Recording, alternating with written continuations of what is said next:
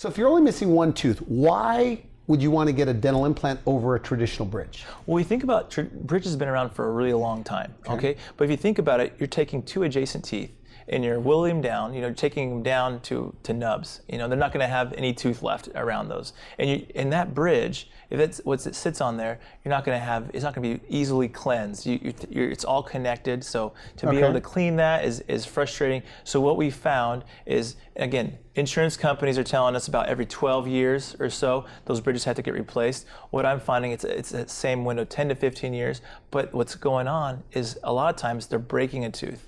Those two teeth are doing the work of three. And so we've effectively, when we do a bridge, have turned a one tooth problem into a three tooth problem. Okay. So with an implant, we're just giving them their tooth back. That's all we're doing. And it's permanent. It's permanent.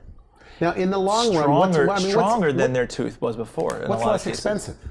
In the long run, you think about it, your implant, you're doing it once. If you're doing a bridge, you're going to do that, and then you're going to be doing a lot of times 2 to 3 implants. And this happens every day. I have patients come in with a bridge, sometimes bigger than a 3-unit bridge, and now they need multiple implants because of it. Okay. Now you do bridges in your practice. Is that right? We'll offer it as an option if the patient, we have this conversation that we're having now. Some patients still choose it, but most patients, after they hear all those options, are of course going to go for the implant. If it was a family member of yours and they were of the age to do this and they were just missing one tooth, would you always do an implant over a bridge? Every time. I've had family members come in and we've done implants on them, never a bridge.